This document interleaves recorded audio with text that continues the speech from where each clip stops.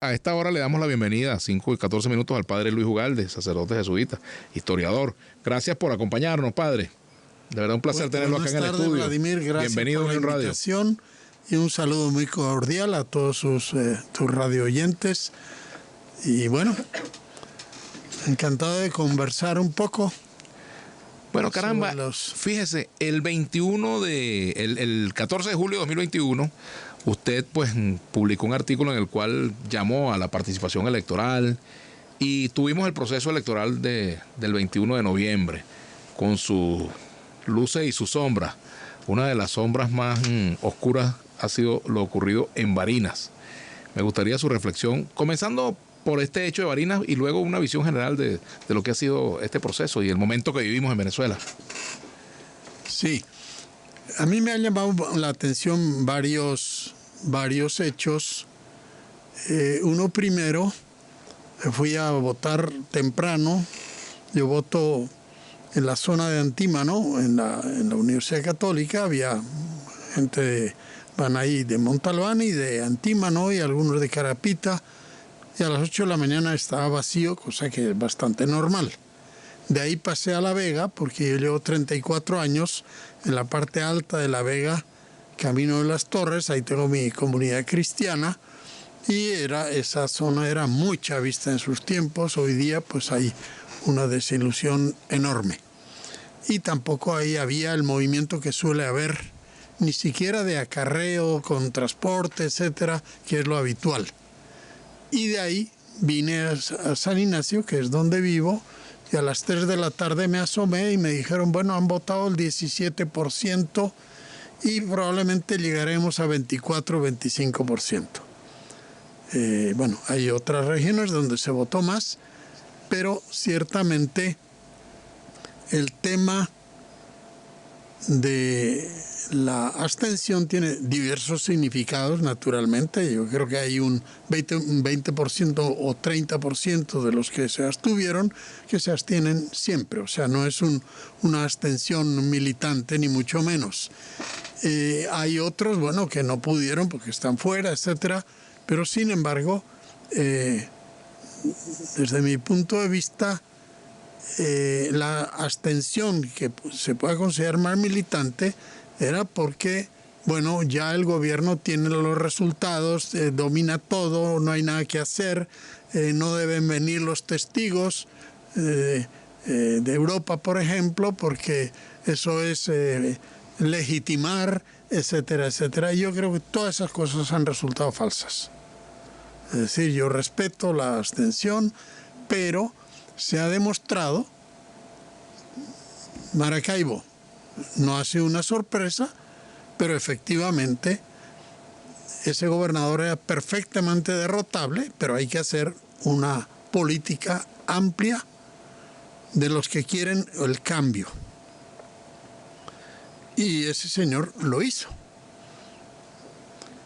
Pero casi más sorprendente es en Apure. Esos militantes, ¿qué presupuesto tenían?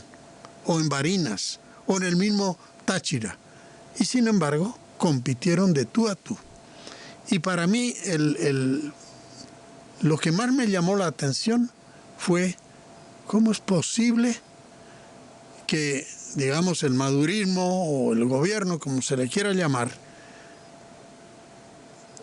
es obvio el control de las listas, de la CLAP, las 1000 maneras de coacción y de acarreo de gente. Y aún así no llegaron al 25%. Eso quiere decir que dejado espontáneamente no vota ni la mitad. Entonces esto tiene que ser un factor de reflexión en el gobierno. Ahora, por otro lado, en la oposición, efectivamente, han ocurrido cosas que si no reflexionan seriamente, muy seriamente, van a contar con el repudio de la población. La población en buena parte se abstuvo porque no hubo una dirigencia que claramente dijo, bueno, vayamos a votar o no vayamos a votar, como quieran, pero nadie habló claro. Hay partidos que uno dice estaba a favor o estaba en contra. Y no hay modo de responder, porque dirigentes que decían sí, que decían no. Entonces... Fíjese, el caso Barinas, el candidato Superlano, Freddy Superlano, es de Voluntad Popular. Es de Voluntad y los mensajes Popular que enviaron tanto Leopoldo López como Guaidó eran mensajes absolutamente contradictorios o más inclinados a no participación. Así es. Y entonces, dada la gravedad de la gente, o sea, el venezolano, en todos los niveles, porque también el empresario está con el agua al cuello, que si cierra, que si no cierra. La banca es una banca ridícula en este momento, o sea, es pobre, la banca es pobre. Y así todas las universidades, el sistema educativo, los que trabajan en salud, los que trabajan en educación. O sea, hay un empobrecimiento general y eso desde el gobierno y desde la oposición hay que abordarlo de frente, con la propuesta que usted quiera, pero no puede sentir la población que nos estamos burlando de la miseria que están viviendo. Y el cambio es imprescindible en Venezuela. Es imprescindible para que la gente tenga vida. Es decir, en cualquiera de los capítulos, y eso el gobierno lo sabe. Las empresas, bueno, la solución contra la burguesía vendida y... bueno, es estatizar las empresas. No hay una que esté funcionando. Entonces, es hora de que el régimen vea eso con toda sinceridad. Y la oposición en estas elecciones ha parecido indecisa, muy tardío incluso los que dijeron que vamos a ir a votar, enormemente divididos, y hay escenas pues lamentables, incluso donde hubo un medio acuerdo, como pudo ser el Estado Miranda, pero fue un arreglo tarde y mal. Tarde y mal. Entonces, cuando las cosas se hacen mal, salen mal. Ahora, lo que yo quiero recalcar es,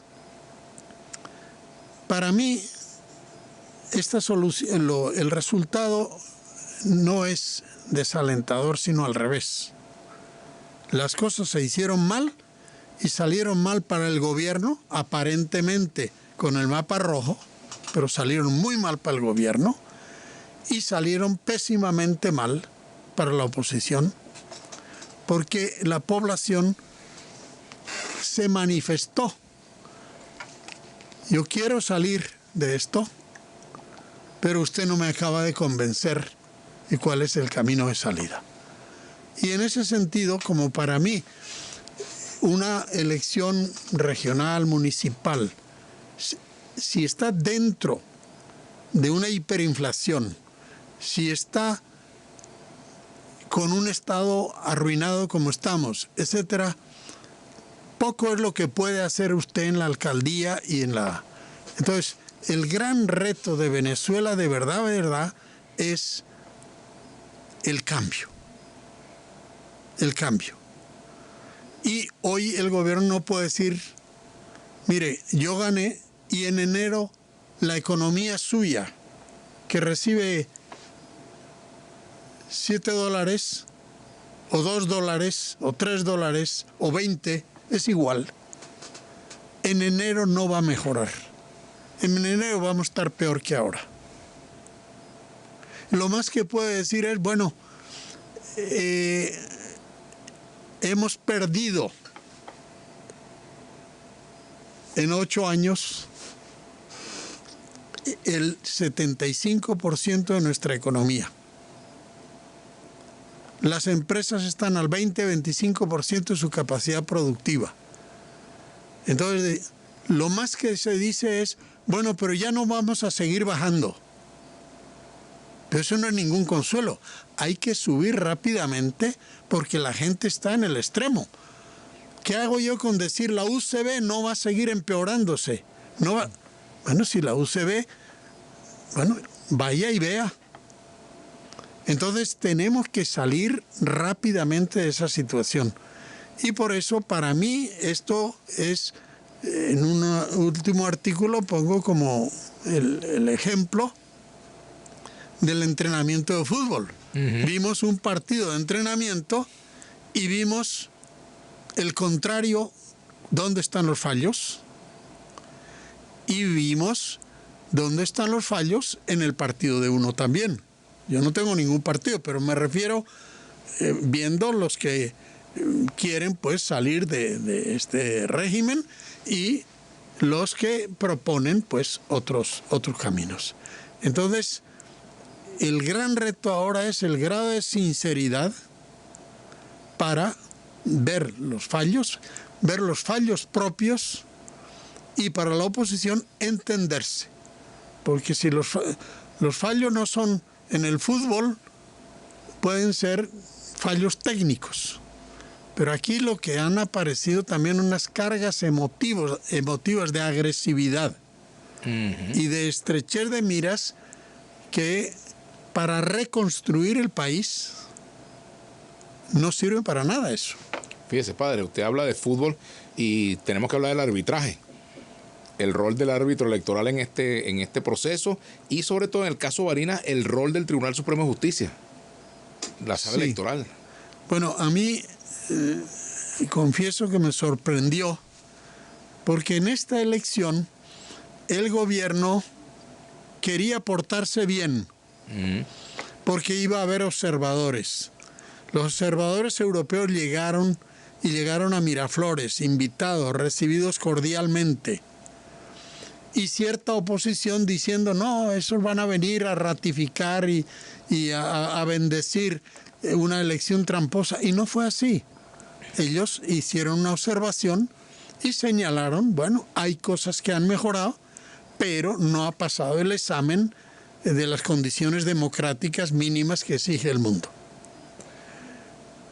Pero el gobierno, cuando dicen, bueno, las elecciones estuvieron tranquilas, claro que estuvieron tranquilas, en las mesas, etc. Pero a mí me sorprendió que faltaban testigos chavistas, digamos. Eso para mí era increíble. Pero eso ocurrió. En cantidad de sitios pidieron a los que estaban en fila para votar, mira, haz de testigo, pues si no, no podemos abrir esto. Entonces, en ese panorama, a mí me sorprende de manera increíble el autogol que se ha metido el gobierno en Barinas. Yo no podía creer, porque intentaron, al parecer, con el CNE, pero el CNE dijo, no, yo tengo que dar lo que sale. Después retuvieron esos votos, parece que con los militares. Pero también los militares dirían, mire, hasta aquí llegamos. Y entonces inventaron el Tribunal Supremo, que lo que hizo es anular, sin hablar en términos técnicos, el indulto que el Maduro dio, el indulto que dio a 110 opositores. Y uno de los indultados era Superlano. Entonces dice, ese indulto no vale. Ese señor está ahí. Bueno, pero usted está diciendo que el indulto del presidente no vale ni el de él ni los otros 110. Y con toda razón dice el de Barquisimeto, bueno, si no vale, tampoco vale el indulto a Florido. Ajá. Y Florido sacó 41,000 votos y a mí me faltaron 31,000. Hay que hacer nuevas elecciones. El de Guayana acaba de decir lo mismo. Y podía decir, el de Caracas también podía decir, porque Guanipa es de los indultados y Olivares en el litoral. O sea, se monta un circo increíble con un desprestigio tremendo. Pero más me preocupa la población de Barinas. O sea, esa población se movilizó, se defendió, probablemente con muy poco apoyo de sus partidos, pero ahí se manifestó la necesidad vital de cambiar esto. O sea, no fue el triunfo de unas banderas. Bueno, se ve que ha habido liderazgo, pero en Apure, en Barinas, en San Cristóbal, que fueron divididos, y que a pesar de eso, es porque la población necesita vitalmente el cambio. Y yo creo que, digamos, la oposición irrita si al ver, oye, sí se podía ganar, porque mira, se ganó se ganó, digamos, y en la votación nacional. En Cojedes, la suma total, el gobierno no ha llegado a 4 millones de 21 millones potenciales electores.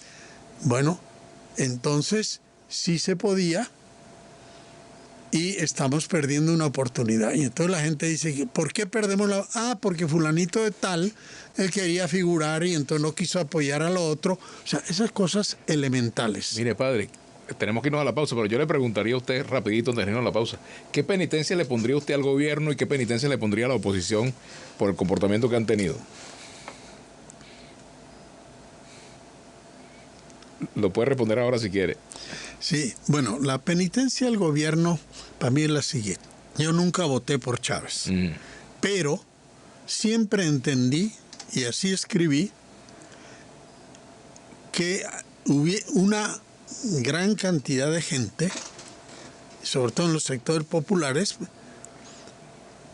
quisiera un cambio a fondo de lo que se estaba viviendo en los 80 y en los 90.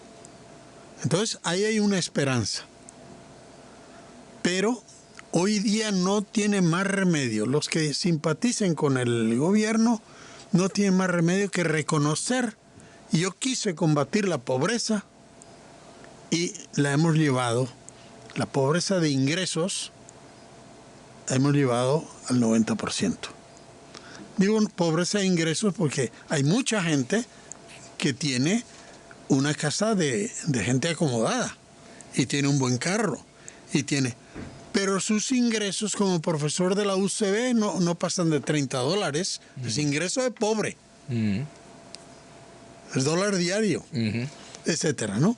Entonces, o sea, el gobierno necesita valor para afrontar eso y ver que por ese camino no hay futuro. El camino, y eso lo saben ellos, por ejemplo, la estatización de la economía, porque la empresa privada per se siempre es chupasangres y explotador, etcétera, etcétera. Bueno, presénteme una empresa estatizada que esté funcionando mejor que lo que había antes. ¿Y qué está haciendo el régimen? Es incapaz de sincerar eso y a escondidas dice, mira, no me pidas que cambie la ley, pero tienes luz verde. Tú métete en petróleo, invierte en petróleo, pero no me metas a cambiar la ley porque eso... Bueno, el gobierno tiene que hacer, primero, sincerarse consigo mismo. Y dos, meterse en la cabeza que no es para siempre. O sea, llegaron al poder con la idea de que eso es perpetuo. Eso se acabó. El perpetuo queda el de Corea y el de Cuba, y vamos a ver cuánto tiempo el de Cuba. Entonces, hay que admitir, muy bien, podemos perder, pero seguimos trabajando. Ahí hay unas banderas que si tú las sinceras, le quitas la corrupción que ha invadido todo y le quitas el aburguesamiento espantoso que ha habido, los multimillonarios por aquí y por allá, bueno, pues puede ser un partido que pelea porque al siguiente gobierno también le va a costar salir de esta situación. Hacemos la pausa y al regreso continuamos conversando con el padre Luis Ugalde. Al regreso más de Vladimir Villegas por Unión Radio. Bueno, a esta hora continuamos, 5:44 minutos, continuamos con el padre Luis Ugalde.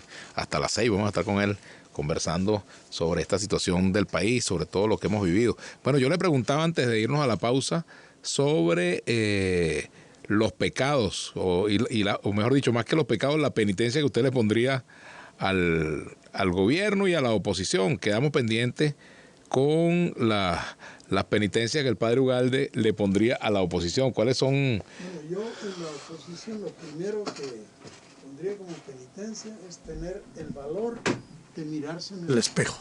En el espejo de lo que ha ocurrido y de la manera como de cara a estas elecciones ha actuado la oposición o mucha gente de la oposición. Eso es fundamental, porque en muchas cosas es una verdadera vergüenza. Yo no vengo aquí a hablar mal de la gente, pero es un escándalo muchas de las cosas que han ocurrido en torno a las elecciones, las mezquindades que han aparecido, las divisiones, etc.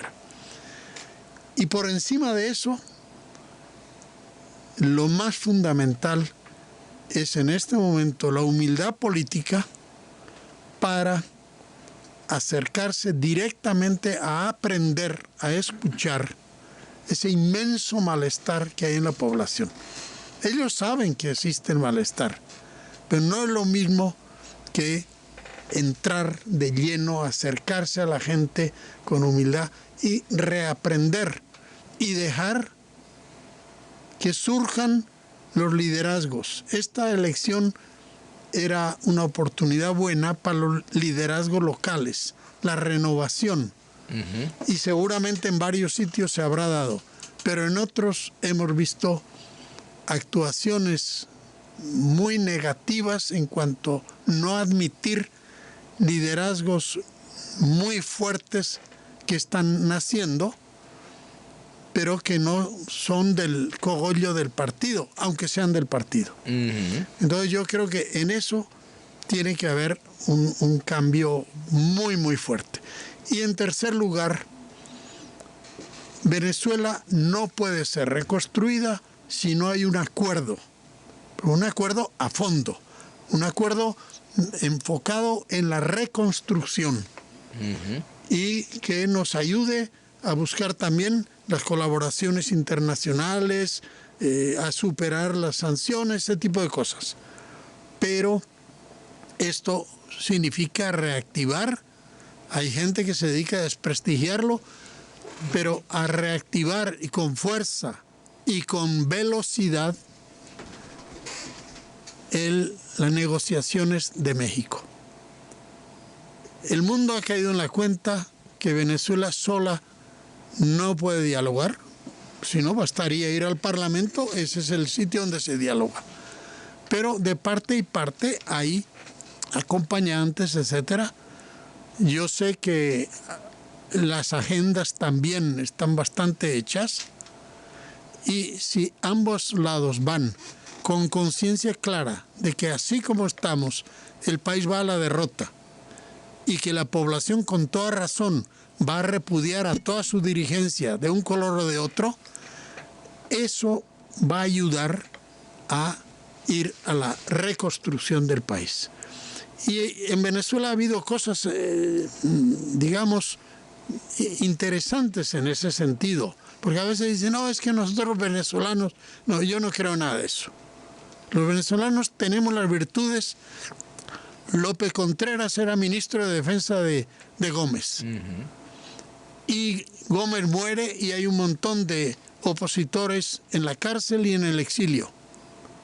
Y en el programa de febrero, o sea, meses después, López Contreras, que era pues gomecista de confianza, forma gobierno y el programa de febrero con los contenidos que tenía la oposición y con algunos ministros que vinieron prácticamente de la cárcel y del exilio. Y ayudó a la transición, un paso adelante y otro detrás. Larrazábal. Medina mismo incluso. Después, en el trienio ADECO, por supuesto, AD era el partido del pueblo y abusó de esa mayoría, hubo una prepotencia, lo tumbaron Y para un ADECO, o para la dirigencia de ADECO, los copellanos eran falangistas reaccionarios de derecha. Y para un copellano, los adecos eran comunistas disfrazados de corderos. Y bueno, llegaron el 58 y dijeron, aquí no hay más remedio. Si no queremos que vuelvan los militares, tenemos que entendernos. Y no era por simpatía. Claro, ahora tenemos la impresión de que eran similares a... No, eran aceite y vinagre, eran enfrentados. Pero hubo dirigencia suficientemente inteligente de decir, aquí nos tenemos que entender. Y si Copey no hubiera durado con el pacto de punto fijo hasta el final del periodo, Rómulo Betancourt no termina el periodo. Y también Copey creció en el gobierno porque yo creo que entendieron que una democracia no puede ser de un solo partido. Entonces, en este momento, el país necesita una conversión y la penitencia de la conversión es no volver al mal camino. Para unos y para otros. Venezuela tiene que nacer de nuevo, la política tiene que nacer de nuevo en Venezuela, vamos a tener ocasión y ciertamente, nos guste o no, tenemos que dialogar. La gente se tiene que sacar de la cabeza, bueno, va a venir el momento de la revancha o del odio. Y el otro punto que nadie quiere abordar, y yo tampoco mucho, pero que es imprescindible, son los militares.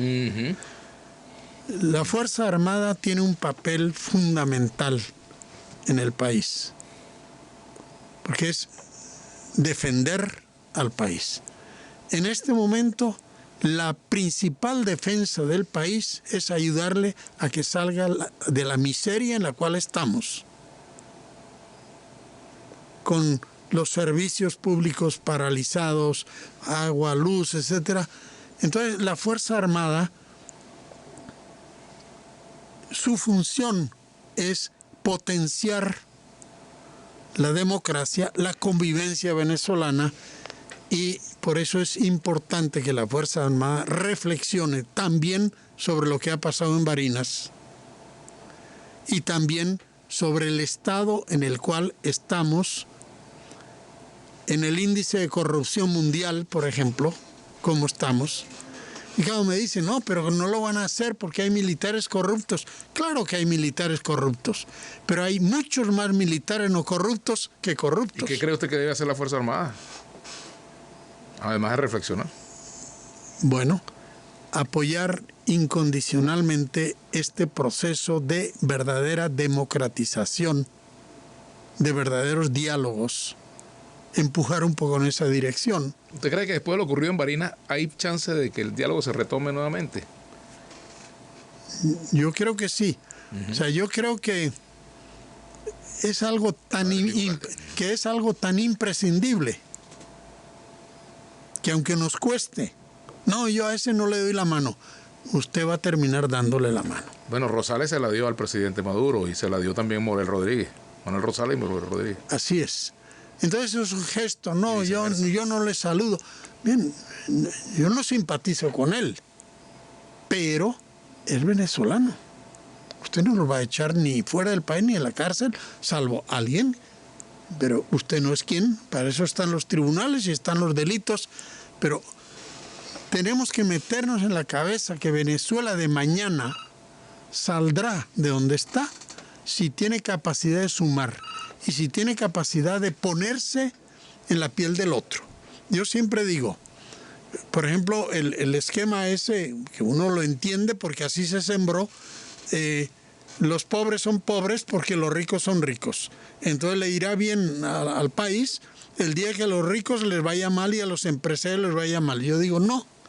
Si a los empresarios les va mal, a usted le va mal porque no va a tener trabajo. Y hoy eso están convencidos por experiencia. Te dice, mira, fulanito trabajaba en el metro, estaba contento, pero como el Estado se arruinó, pues tiene 5 dólares. Y menos mal que yo trabajo con fulanito de tal y entonces gano 80, 100 dólares. Es decir, A esa realidad tenemos que ir, bajarnos un poco las categorías, y en Venezuela no hay posibilidad de trabajo, de ingreso para el trabajador si al empresario no le va bien y si no hay una inversión de decenas de miles de millones. Eso no tiene que ver con la ideología, sino con los hechos. Ahora, si es un bandido el empresario, bueno, va preso, pero esa inversión es fundamental. El gobierno está convencido de eso. Lo que pasa es que no lo puede decir, es otra cosa. Pero está absolutamente convencido. En petróleo necesitamos decenas de miles de millones de inversión. No puede invertir el Estado porque no tiene. Está además endeudado por todos los lados. ¿Quién va a invertir? El privado, nacional e internacional. Bueno, habrá condiciones, etcétera. Y al mismo tiempo, yo les digo a los empresarios, a ustedes nunca les irá bien en Venezuela si al pobre no le va bien. Obvio. Y entonces tenemos que lograr, por ejemplo, en educación, la calidad educativa, pero en todos los niveles, no la calidad educativa para unos cuantos que pueden ir a un colegio privado, qué sé yo, no. Calidad educativa, porque yo veo en los barrios talento hay de sobra, lo que no hay es la oportunidad. Hoy mismo me contaban unas maravillas de un muchacho de barrio que yo conozco. Bueno, ¿por qué? Porque le han dado una oportunidad. Entonces, antes decíamos, nuestra riqueza está en el subsuelo. Lo importante es que saquemos el petróleo. Bueno, como no sabíamos, que vengan los gringos y lo saquen. Y después aprendimos, etcétera. Hoy día sabemos que nuestra riqueza no está en el subsuelo. Está en la cabeza de millones de venezolanos. Y decimos, oye, me duele que ese pozo petrolero esté cerrado. Más le tiene que doler a usted que esos millones de talentos que están ahí se estén desperdiciando. Entonces yo creo que la penitencia va en esta dirección. No es un castigo a la persona, sino una conversión. Una conversión, abrir los ojos, aceptar, me guste o no, esas realidades fundamentales que tiene el país. Y encontrarnos ahí, yo lo veo en el barrio. En el barrio donde yo ando era muy, muy chavista. Y en este momento, bueno, yo les digo, bueno, muchos de ustedes en su propia familia han tenido la tragedia, no se hablan con este, con el otro, por divisiones de político-partidistas. Y en este momento la gente me dice, sí, pero están todos con ganas de reconciliación, de abrazarse. Además, la necesidad los une también. La necesidad los une y caen en la cuenta que es una locura. Y entonces hay una reconciliación impresionante. Y yo lo veo incluso en torno a las obras que tenemos nosotros allá, con los niños menores de 5 años, el centro de salud, todas 2 escuelas que construimos, todo eso funciona. Y en un determinado momento algunos dirigentes nos miraban mal, porque sentían que eso tenía que ser monopolio de ellos.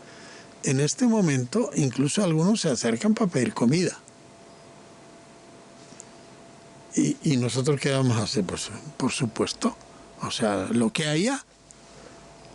Yo siempre les digo, se pasa alguien lista aquí a la entrada de la iglesia, usted no entra porque es de tal partido.